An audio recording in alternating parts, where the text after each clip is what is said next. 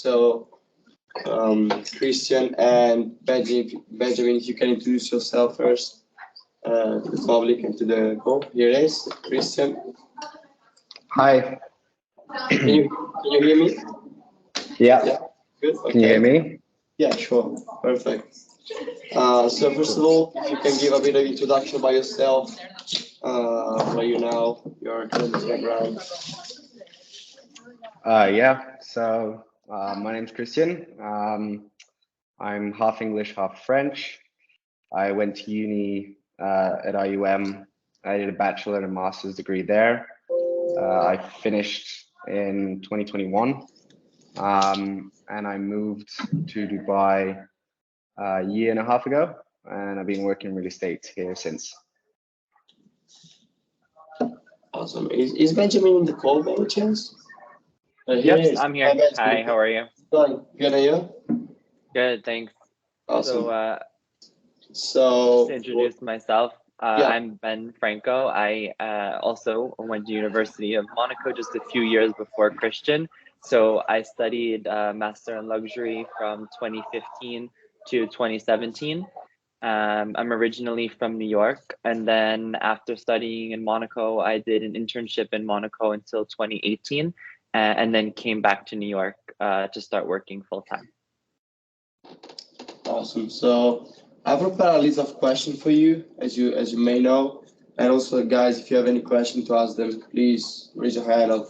You can easily ask questions to them. So the first question I want to ask you is, what does your position consist of, respectively in your companies? Do you want to start, Ben?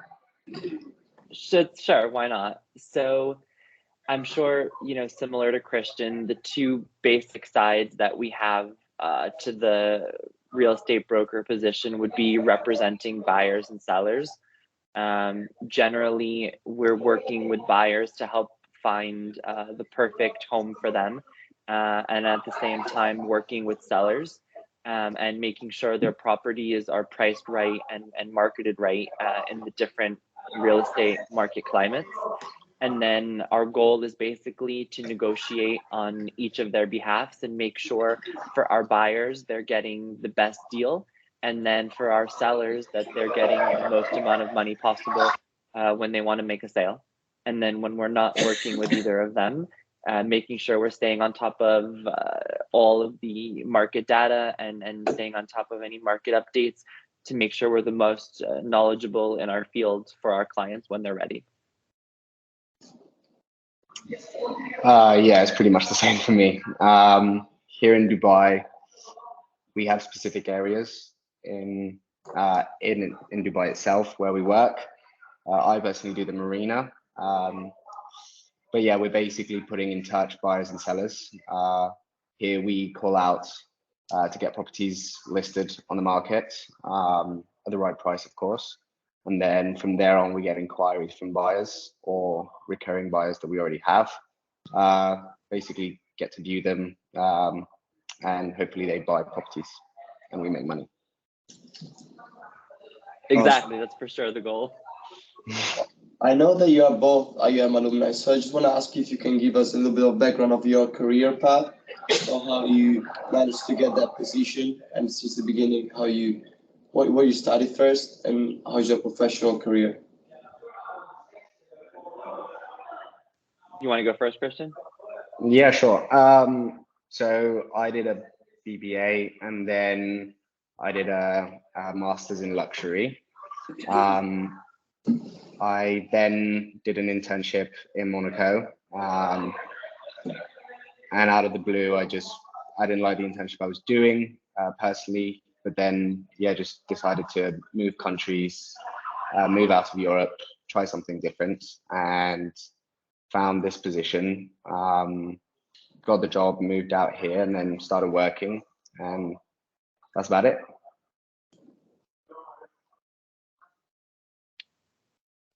And then for me, a little bit different. So after graduating from my bachelor in the United States, I worked for Jaguar Land Rover for a few years selling cars.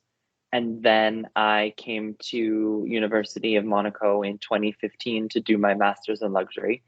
And then I was fortunate enough while I was studying in Monaco to be able to get an internship there.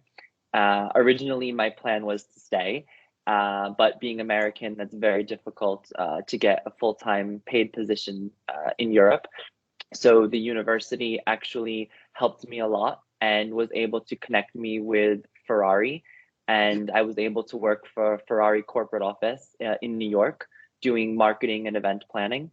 And then wanting to move over to real estate, I started at my current company, which is Douglas Elliman, in their marketing and events department. So taking the marketing and event skills that I learned at Ferrari, bringing them into luxury marketing for real estate, and then recently, over the past 2 years, transitioned to sales. Awesome. Is there any skill required or background in your position, in your company, in your sector you're working in, that you also want to advise our students?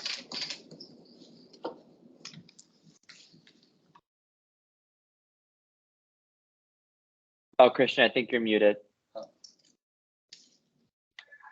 You can hear me, yeah? Yeah. Okay, cool. Yeah, I think there's really two types of skills you need, mainly in terms of for the real estate position. You need to be sociable. You need to like to speak with people, and networking as well, like always finding new people, going to events, getting business cards. I think that's really important in terms of doing the job, because yeah, it's basically a people's job. What do you think, Ben?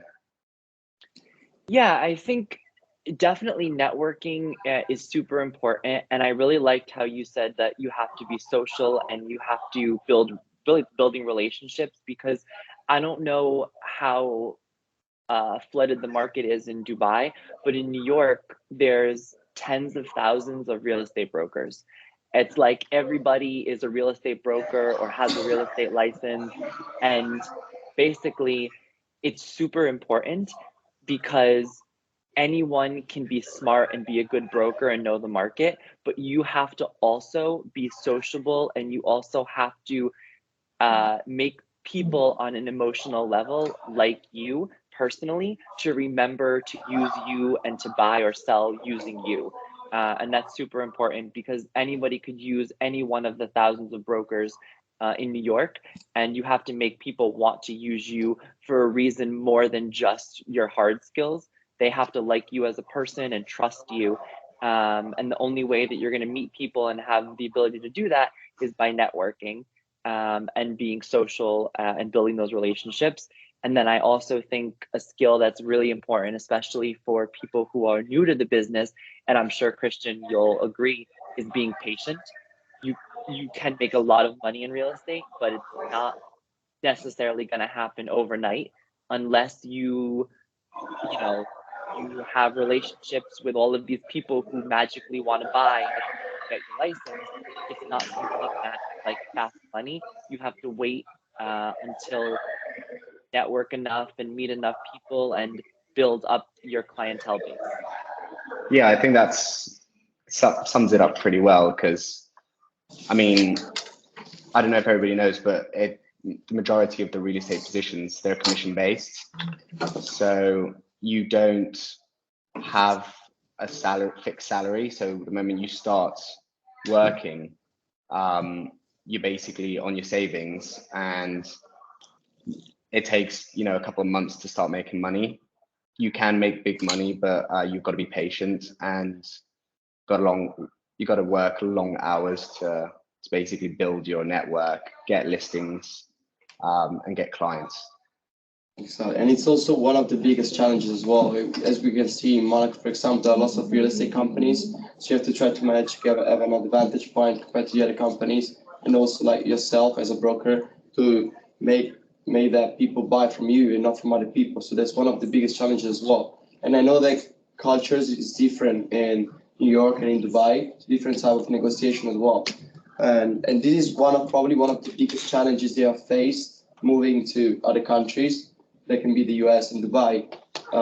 You found any other difficulties in there, Christian? For example, in Dubai, that's such a new market to us. There's such a what? Sorry. Is there any other difficulties that you have found moving to Dubai? It's a pretty new market compared to the American one. Yeah, I mean, so Dubai is still a developing country compared to the US. So laws and regulations are, there's much less laws and regulations that there are, I suppose, in the US. Also, people basically bargain much more and think that they can get a much higher price for what they can actually achieve, and buyers want to basically put offers that are way too low. I don't know if it's the same in New York. You know, it happens, and I think that what's super important for this situation would be, you know, making sure that your clients trust you. And yeah, they can make super low offers, and they can, you know, lowball a value if they want to try to get a good deal. But I think, you know, if you educate them and you explain the value of something, that would really help you make a negotiation actually come to a deal. But for sure, everyone's trying to get a deal, and New York is in a really interesting position now because buyers think that the market is low, and they think that they're going to get a good deal.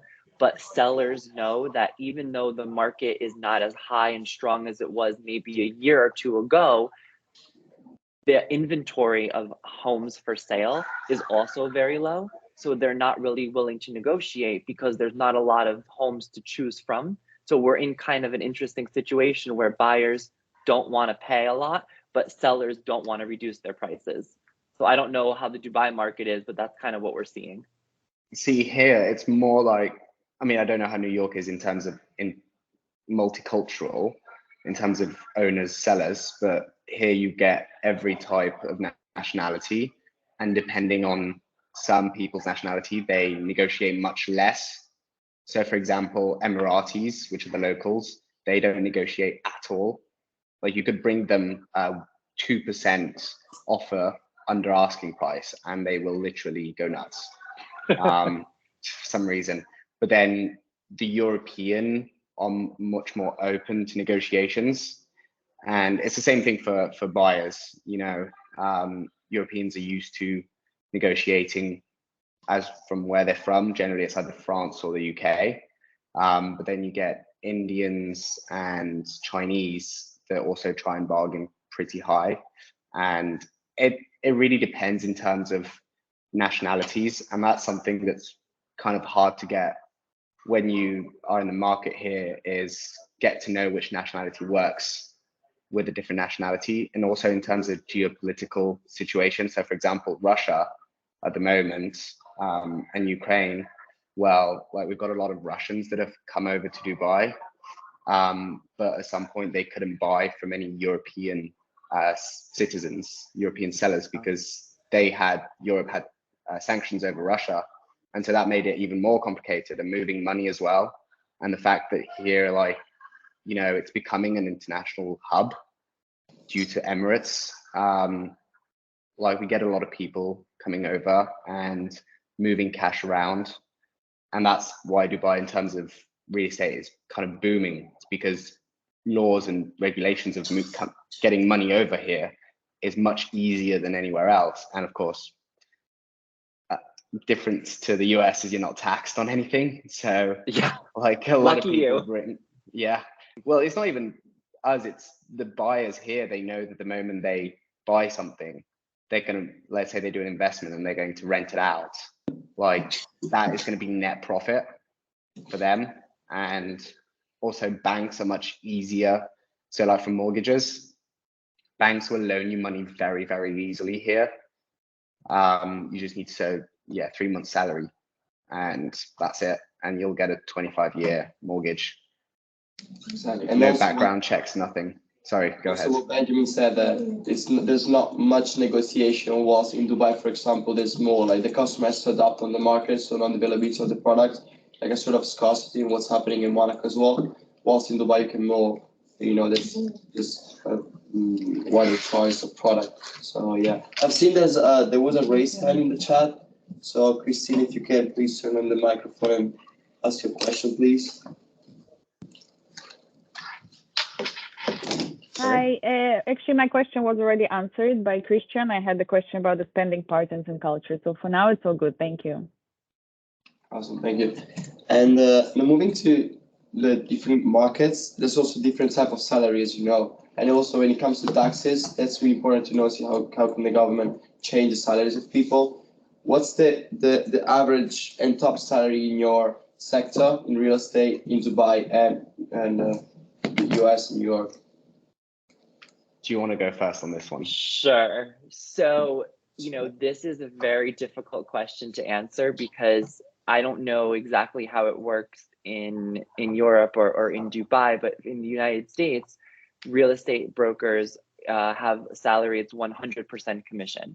So unless you're independently wealthy, until you make your first sale, you make absolutely no money. So even if you're a broker for years, if you don't sell anything, you still have no income.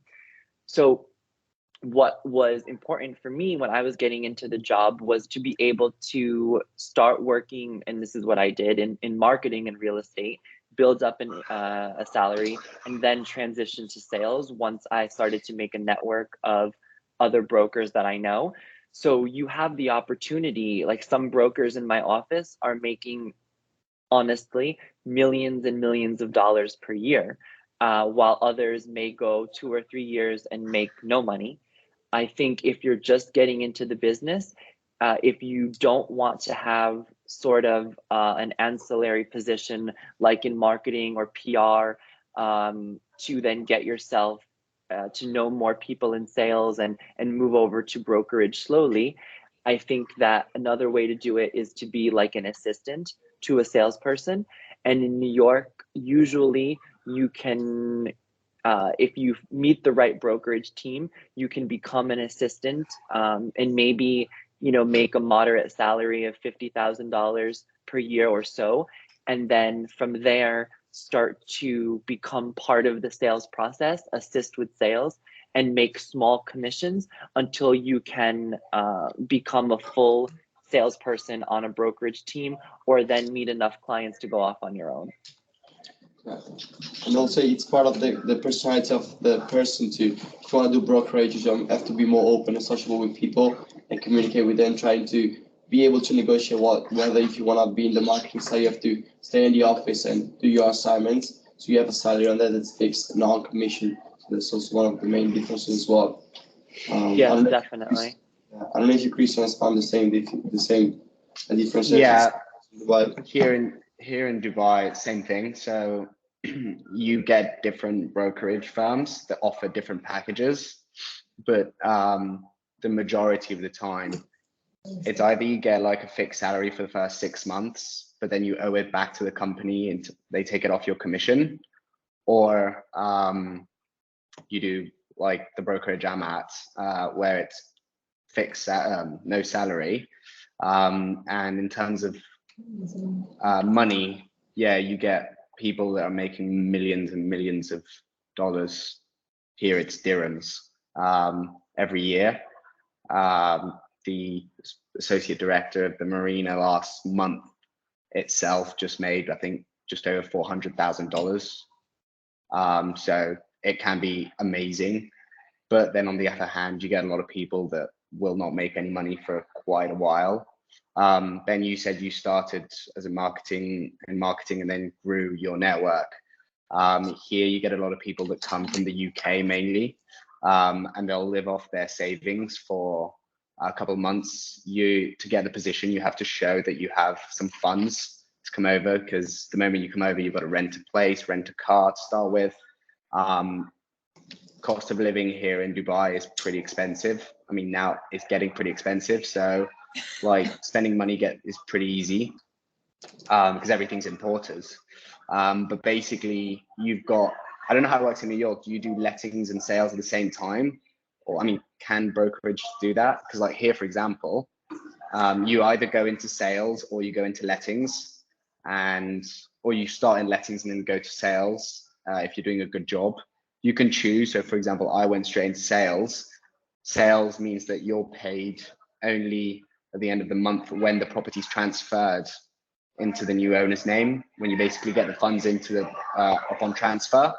Lettings, people go into lettings generally at the start because you're making quick cash, but the commission's much lower because it's a percentage of the rental amount, and rental amounts here are in years.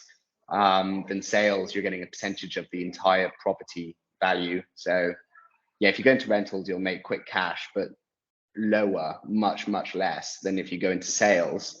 Wait a bit, be patient, and then basically get the commission that pays well. Yeah, I remember that when I was, oh, sorry, go ahead. Oh no, so I just to answer Christian's question, I think that's really interesting. You know, in New York, what happens is a lot of people who start out in the business who don't have a network of clients, they will go into letting, or what we call leasing, first, and then they can, you know, get cash quickly because, you know, if you rent an apartment and the application gets approved, you get paid as soon as the lease starts. But in my case, it's a little bit different. You can do leasing and sales at the same time. But for me, because I started out in marketing at my company, I was able to establish a relationship with two very prominent women who have been in the business for combined over 40 years. And so I work with the two of them on their established clientele base and on their higher end sale listings. So most of the listings that they do are 5 to 6 million or above. And I sort of was able to bypass the leasing or letting, I guess, introduction to real estate situation because I work with them on their properties. But I'm interested, Christian, in Dubai, what usually is the commission? So in the US, we get like 3% of the sales price on the sale, and we get 7.5% of 1 year's rent on a lease.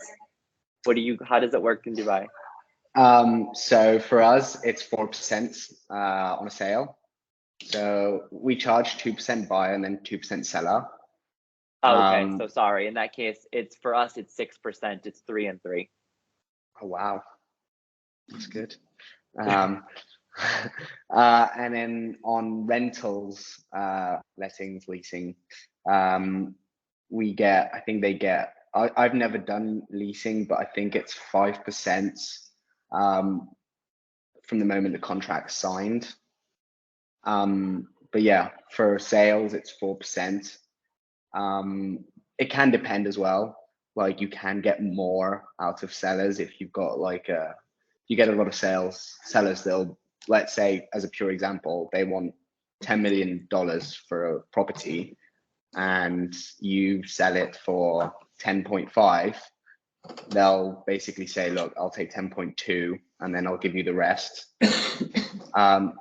Yeah, it's pretty open like this here. But thing is commissions, we don't negotiate on those. They're fixed commissions. So no, yeah. We do. So in New York, you have a brokerage is not allowed to have like a standard commission that is set with other brokerages. So two brokerage firms or more cannot collide together and make an industry standard. That's just not allowed. So every brokerage has basically an estimate of what you should charge, but it's up to the broker to then negotiate commissions on a case by case with each seller. So for example, one property that I'm representing with the team that I work with is about 26 million for sale right now. And this property, we are not getting 6% commission because it's such an expensive property. So our commission was reduced a bit to approximately 4%. So in this case, you know, because the property is so expensive, the owners negotiated to have a little bit lower of a commission because overall it's still such a big dollar amount at the end. It's the same in Dubai in terms of like, it's Dubai practice, they call it, as any brokerage firm can charge whatever they want. The normal practice is 2%, 2%. Mm-hmm. But the thing is, I mean, the brokerage I work for, they've decided like, we're not going to negotiate on it. And most of the time it works. It's either you cut the deal with 4% or you just lose the deal. But majority of the time, people just tend to say okay in the end, because if there's a buyer there, you don't want to lose it. Of course, of course. So just want to go back a little bit to your academic background, to like university. I know that you're both alumni, as we said before, did the master. And why did you choose to come to Monaco for the master? Why did you choose this master here, and how did you manage to get the internship, and how the internship helped you to begin your career? All right, fine, I'll go first. So to be very honest, the reason why I chose to go to University of Monaco is because I visited Monaco many times before uni, and I honestly wanted to live there and work there permanently. So I thought going to the university would be a great way to do that. And I was also interested in working in luxury. I was not sure if I wanted to be in luxury real estate sales or actually yacht charter was my first career path choice. And then when it did not work out visa-wise, I was still able to take what I learned from the program and apply it back in the United States. So I think it was really important to spend the time there in such a luxury-focused environment.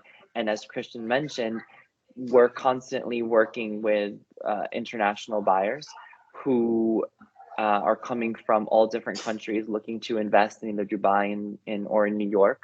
And all of the time that I spent in Monaco, I mean, we were constantly with other students from all different countries and learning the different ways to work together. And that's something that normally in the US, an experience you would not get. So I take all of that I learned there and apply it to my job every day, basically. And as we know, like Monaco is one of the biggest country for networking. So do you think that networking helped you to develop connection that now you can still use to sell to people, or do you still in connection with people from Monaco? I have a lot of connections still with people from Monaco, both on a personal level and a professional level. I would not say, you know, I have a huge clientele base of buyers or sellers that I met in Monaco, but I think just from a networking perspective of knowing people, you know, I have obviously all the connections at the university, but, you know, if I need to recommend an incredible concierge, I know someone. If I need to know a yacht broker or a private jet broker or anything like this, I have contacts now from my time in Monaco in all different aspects of the luxury sector. So I'm able to stay in touch with them and, you know, refer people to them if I can. And if not, just keeping on tap with what's happening in luxury in the market overall. Yeah, so for me, I lived in Saint Raphael, which is about an hour away from Monaco. And one of my one of my friends from school went to uni there. And so we discussed it, and I ended up going to uni and doing 5 years. And then I decided to do a master's in luxury because I wanted to work in luxury. I didn't know I wanted to work in real estate yet, but turned out to be pretty good. I did an internship in a recruitment firm, in executive recruitment. So that kind of helped me deal with high net worth individuals that are getting a very high salary, so it's mainly C-level execs. In terms of contacts in Monaco, I've got contacts on a personal and professional level as well. Funny enough, I used to work as a bartender in the yacht club during the summer break, and even being a bartender, you get to meet these very, very high net worth individuals that one or two of them have reached out to me in terms of seeing my LinkedIn and seeing that I'm working in Dubai and that they're interested in buying. So I'm currently out at the moment for the past 2 weeks with two people that live in Monaco, or that have been, well, one of them lives in Monaco, the other one's been referred to me by a friend of mine that is in Monaco. There's actually in uni, funny enough. And but yeah, that's about it. Do you think that university has helped you to find the internship, to find the role you're working now, or did you find internship by yourself, or did you both manage to find the internship at first after the master and then your first position? Well, for me, oh, sorry, go ahead. No, go ahead. No, go. Okay, cool. So I actually got recruited by the internship I ended up doing in Monaco as it's a recruitment firm. So that's that. And I realized it wasn't really for me when I was doing the job, when I was doing the internship, and I randomly just Googled real estate Dubai and applied, did a couple of interviews and packed my bags and came here. What about you, Benjamin? So, I mean, I honestly owe it all to the University of Monaco because from when I first got there, the recruitment team helped me find an internship so early. So I moved to start the school year in September, and already by January, I was doing part-time internship and full-time uni. So I was interning for a company in Monaco that was a private family office. They had a high net worth family from China, and the family owned a 42-bedroom villa in Saint-Tropez, a townhouse in London, and a super yacht. And when the family was not using those assets, they were chartering them all out to other ultra high net worth families. And it was an incredible experience to work with these amazing assets and learn a bit of luxury concierge, luxury yachting, and real estate. And then in the end, I did not stay with the company because of my work visa issues, but it was a very eye-opening experience getting to deal with the family directly and the type of clients that rented out these assets. And then the university stepped back in and actually helped me find a job for Ferrari, which I mentioned earlier, which was an incredible once-in-a-lifetime experience, because working for Ferrari is something that, you know, any car aficionado wants to do. And they were immediately able to connect me with Ferrari in Italy, and the recruitment team then contacted Ferrari in the United States. And basically, because of my connection with the university, found me a position in the US to go back to. So when I came back to America, there was a position open for me, all because of the University of Monaco. Awesome. So guys, we have done with questions. I don't have any more to say. If you guys have any question for them, is there any question you want to ask? Also in the chat, someone wants to raise their hand and ask a question to Christian and Benjamin. Anyone? It's the beginning of the part. The beginning. Which company does he work in US, and which company does he work in? So guys, if you can give a bit of background again about your company, where you're working, and the name of the company, please. So the company I work for is called Allsopp. Basically, it's two brothers from the UK who built this company in 2007, 2008. So if you think about it, it's much more recent than the US because Dubai is much more recent than New York. It's a big firm. We're over 400 people in it, with about 100 brokers, depending on each areas. We were the leading brokerage. Well, we've been the leading brokerage for the last 2 years. And if you think about it, as you were saying, Ben, earlier on, there's so many brokerage firms. In New York, we only did 4% of the market last year.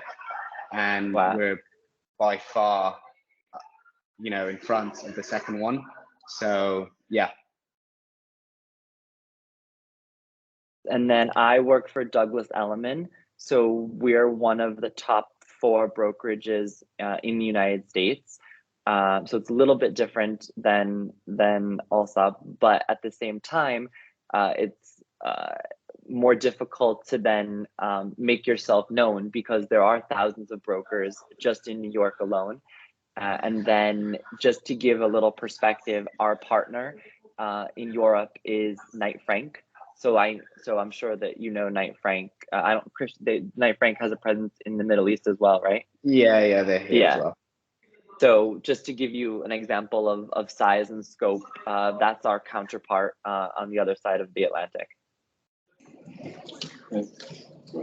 Thank you. And do you have any suggestions for someone who want to enter in this market, want to start from the beginning to work in real estate? Me personally, I had no experience when I came over here. I think the hardest part is just to, do the step to get here. So pack your bags, move out wherever you want to go and work. I think Dubai is a great place for real estate. The fact that it's a developing country. There's thousands of brokers here as well.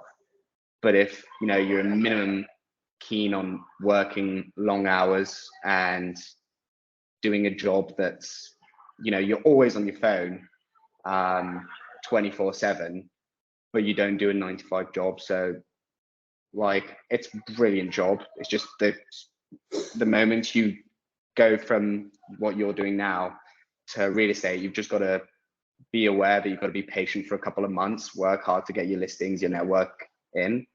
And then I love my job personally, and I think I'm going to do that probably for the rest of my life now. And then I would say in New York, I love my job too, Christian, and I would never want to do anything else. But I think that just because the New York market is so flooded with brokers, unless you have a network already, my recommendation would not be to just sort of come over and, hit the ground running and start working, because you're never going to be able to compete. Unlike Dubai, which sounds like it's still growing, in New York, there's so many already established brokerages. If you want to be successful and you're just starting out, the really only option that you have and the best thing to do is to find an older established broker and sort of work under them and allow them to mentor you. And that way you get exposed to their clientele base. And then as they start progressing in their career to a point where they want to start taking a step back, not necessarily retiring, but they're going to want someone to do their showings, to do their paperwork, to basically run their clientele base because they did all the hard work already. That's the best situation, to find someone who wants to mentor and wants to grow their business, and they want to find someone that they trust to do that. Thank you. I have one question. So, Christian, you mentioned that some companies offer like 6 months salary, and then they take it away from the percentage you make on sales. the company you work for, do they offer the 6-month salary or how does it work? So for me, for this brokerage in particular, they don't. So like you come in and they ask you to bring funds with you. You'll only get the job if you can show the funds, because they know that for the first, 3 months, mainly in sales, 3-4 months, you're not going to get any money, due to the fact that you got to sell and then you got to wait for the property to transfer. And then when you transfer, you get paid at the end of that month. So, it all depends on the potential sale, but in terms of this brokerage, no, they don't offer that. Okay, thank you. And if you have to do your own research, which companies do offer, right? Unless you could recommend which ones.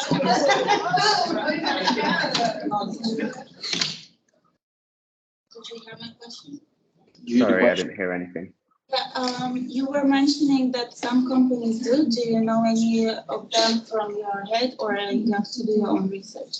Like since you live in Dubai, maybe you know some. So in Dubai itself, there's a wide variety of different packages. You get companies that will offer this 6-month salary. I know, for example, one of my friends works for McCone, which is another real estate firm. It's pretty new. For them to get like people in, they will offer that. But then you also get, like, for example, our commission base, our scheme is 50-50 with the company. So like out of the 4%, we split our commission 50-50. You get, I'll explain in a sec, but basically you also get other companies that will offer you a commission scheme of like 80% for you and 20% for the company. And the reason why I didn't go for that is that those companies, the moment you get a listing, you've got to deal with it. So you've got to put it online, pay for the advertising, pay to get everything through. The company are just like employing you, giving you a desk, and that's it. Rather than the company I work for here, we have a huge admin team. We've got the biggest marketing budget of any real estate brokerage firm in Dubai. And the moment I get, for example, a listing online, I'll send it over to the admin team. They will render the images, they'll watermark them, they'll put them online, they'll put the listing online, and then they'll premium those listings. So they'll pay premium money out of sort of the brokerage company to get the listing like first on the list. And that's why we sell a higher volume of properties than those companies that offer an, let's say, nicer scheme, commission scheme. But at the end of the day, would you rather make more money, even if it's a less commission over time, or would you like to do less sales, but out of those sales make a little bit more money? Okay, thank you. We have a question in the chat. Evie, there's a question, raise hand. Hi, hello. This is Ivy calling from Switzerland. I just have a question as client point of view. I know Dubai is quite open for foreigners. My husband just came back from Dubai, and I have been for quite a long time last year. How about in the US? Can foreigners just purchase without residency, or is complicated? Because the market in Switzerland is very tough. Only a few canton, let's see, the few properties that foreigner can buy. Otherwise, it's only locals. So in New York, anyone, as far as I understand, can purchase a property. But as far as a residency visa, that's a different situation. So I think depending on what country you're coming from, there's regulations as far as how long you can stay in New York at a time.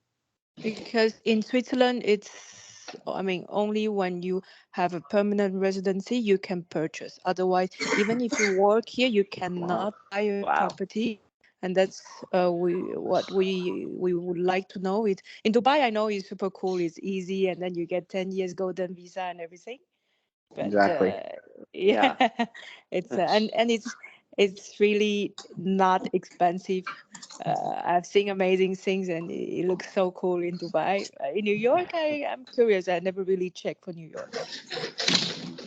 Well, in New York, I mean, the price range is great, but I would say just for example, like a one bedroom apartment, a very basic one on the Upper East Side, which is where I do most of my business near Central Park. Something like this is in the range of 1.5 to 2 million for, like I said, a basic one bedroom.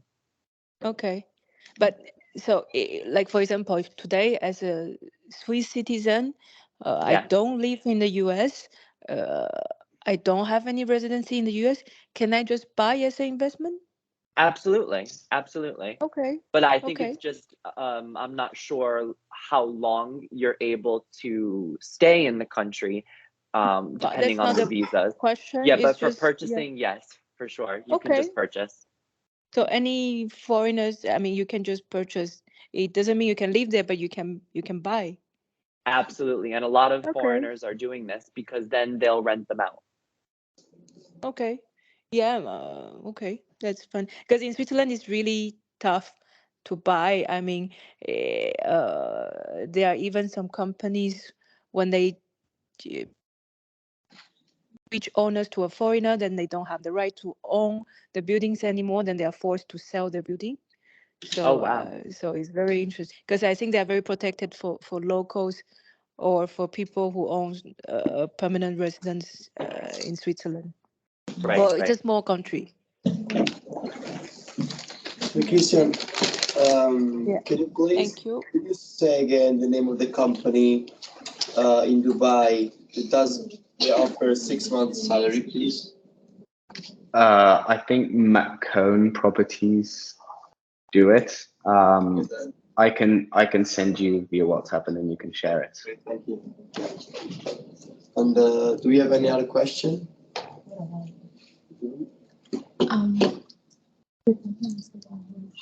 You have a question? Yeah, I do, but I'm not sure if it's already touched upon. I wanted to That's ask. okay. I wanted to ask about, how they're working in two different countries, and especially I think he shifted to Dubai, right? So how was it like shifting to a different country, and how were the legal procedures, and just like if you could touch upon that, perhaps. In Dubai. Yeah, and you're from Europe, right? Yeah, so Yeah.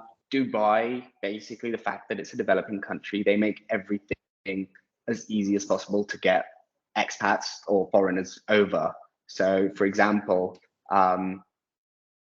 you come over, you'll get the company you're going to work for, they'll issue a work visa for you. Okay. And then those work visas are renewable every 2 years. In terms of renting a property, for example, you don't need to show any salary certificate, anything. You literally go to the property, like it, put an offer on it, get it accepted. And it's very old school as well. It's not direct debit, it's via checks. Like I had never written a check before, and it's even more old school. I mean, it's changed a bit, but like 5 years ago, you'd pay your rent in one check. So let's say, as a pure example, your rent is 50,000 euros a year. Well, you would just pay 50,000 euros in one go to the landlord, and then the following year you'd pay that again. It's not monthly. Now it's changed. It's like, so for example, I rent here. I pay quarterly. So every quarter of the year I pay my rent. But everything's done to be very easy for basically foreigners to come over. Okay, but renting a car is the same thing. Okay, for example, or buying a car. I wanted to ask you, did you apply to a job specifically, like a company that was specifically in Dubai, or were you working elsewhere and they transferred you there? Oh, no, I was literally on a break in my internship, and I Googled real estate Dubai and I applied. I had about 4 interviews with the company because I mean, everything is very different from European real estate. So it's very different laws, very different you know, you don't in Dubai, you don't have any lawyers, you don't have any solicitors. It's just you, the seller, the contract, and that's it. Contract's about 3 pages long for a sale. So they don't specifically request experience in real estate. So like 95% of the people I work with, they have never worked in real estate prior to this job.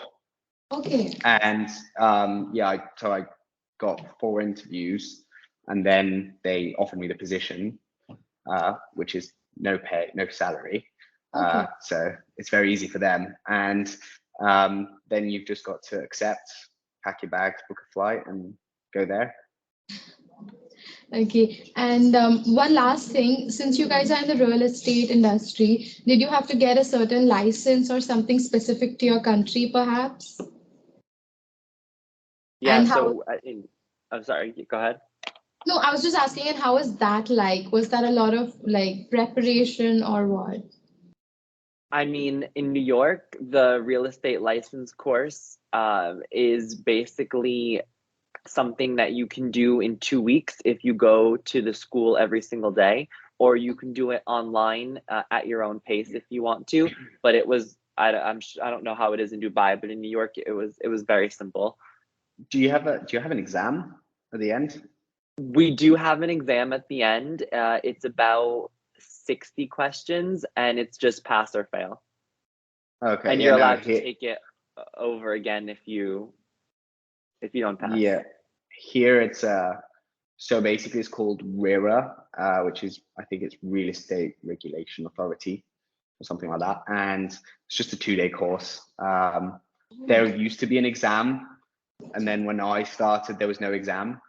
And I think they put the exam back in, but it's basically you pay, you do the course, 2 days, and then either there's an exam or not. I don't know now. For me, there weren't, and then that's it. You get it, and you have to renew it. I think it's every year you have to renew it. Okay. And a lot of New York, it's based on like fair housing and anti-discrimination. That's really what their main concern is, because as far as like the laws and the legality of the transaction, all of that is handled by the attorneys. Wow. See, here it's nothing like that. Here it's, I mean, of course you've got like mortgage and cash, but you can still pay, for example, Dubai, you can still pay in physical cash for a property. Like you can, Wow. Okay. and there's, I mean, it has to be accepted by all parties, of course, and it's got to be written on the sales contract. But like, I think we had this, I think it was last year, one of the guys that works with me sold a 20 million dirham property, which is more or less like a 5 million euro property. But the guy rocked up with like just a suitcase of cash. And yeah, that would never be okay in New York, ever. Yeah, but because New York is, I mean, it's the US, you know, you have a huge amount of, I mean, laws here. It's only the UAE. I mean, there's Dubai and then Abu Dhabi, and then Right. all the other cities, like there's no one. Also, do you have do you have freehold and leaseholds in New York? So for example, I'll explain, like freehold is you own the property forever, and leasehold is you own the property only for 99 years. I don't know if you have that type of. We have not exactly like this. In New York, we have condos and co-ops.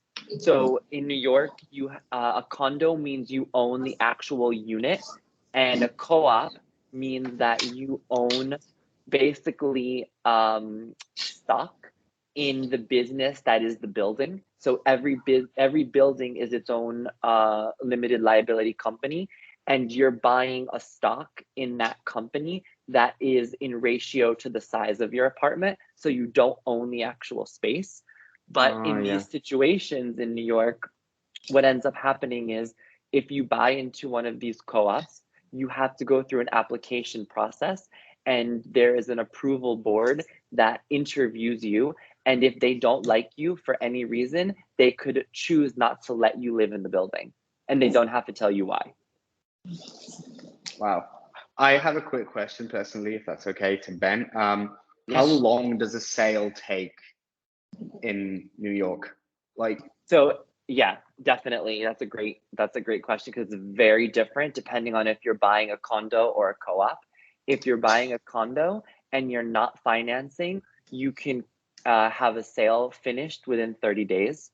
But if you're buying a co-op and you need to go through the interview process with the building's board, it could take at least 1 month just to put together the application because they want to know your education history. They want references of your boss, of where you work, your friends, your family. They look at all of your taxes and your assets because they want to make sure that they like who you are and where you get your money from. And that process could take months. So it okay. could easily be 2 to 3 months. How about Dubai? So Dubai, there's no types of co-op. You only buy the property. So basically, people like we only sell freehold because leasehold is only for Emiratis here. Okay. But in terms of the units we sell, if it's a cash-to-cash transaction, so it's a cash seller, which means he doesn't have an outstanding mortgage on the property, and a cash buyer, which means buying cash funds, it can take, I think the quickest they've done it is a day. So like sign the contract, get the non-objection certificate, and then go to transfer.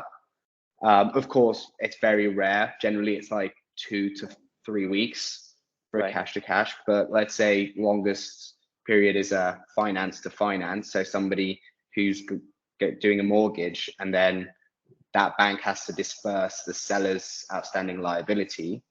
You're looking at maybe 2.5 months Okay. max. So Not guys, bad. sorry for Yeah. interrupting you, but we're running out of time now. We have another lecture at 2 p.m. So Okay. thank you very much for your time, and I really appreciate it talking with you. too. Yeah, thank you very much. Thanks. Thank Have you a good guys. lecture. Thank you so Thank much. you. Enjoy. All Bye, right. guys. Bye-bye. Bye.